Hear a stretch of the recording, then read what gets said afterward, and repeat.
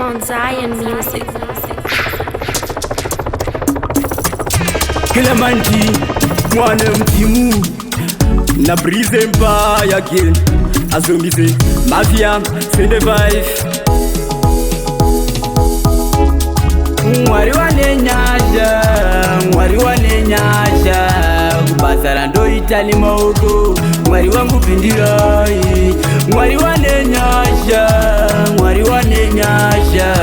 kubasara ndo itali maoko. Mwari wangu pindirai. Ndati mwari wanenyasha, ndati mwari ndiwo wanovamba ndeni.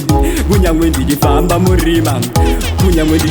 murima, icho ndokumbira chiedza inini kudaima ndivhenekera.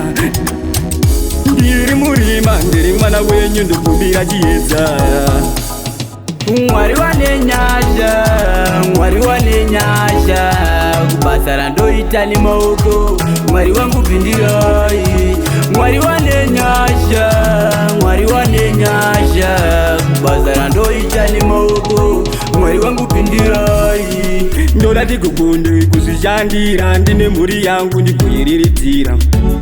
Zvichirema ishe ndinoda inini ndigomiramira.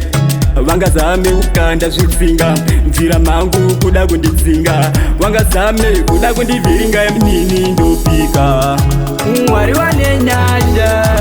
Mwari wanenyasha kubasara ndoita nemaoko. Mwari wangu pindirai. Mwari wanenyasha kubasara ndoita nemaoko. Mwari wangu pindirai. Ndati mwari wanenyasha, ndati mwari ndiwo wanovamba ndeni. Kunyangwe ndichifamba murima, icho ndokumbira chiedza inini kudaima ndivhenekera. Ndiri murima, ndiri mwana wenyu ndokumbira chiedza. Mwari wanenyasha kubasara ndoita nemaoko. Mwari wangu pindirai. Mwari wanenyasha kubasara ndoita nemaoko. Mwari wangu pindirai. Mwari wanenyasha kubasara ndoita nemaoko. Mwari wangu pindirai. Mwari wanenyasha kubasara ndoita nemaoko. Mwari wangu pindirai.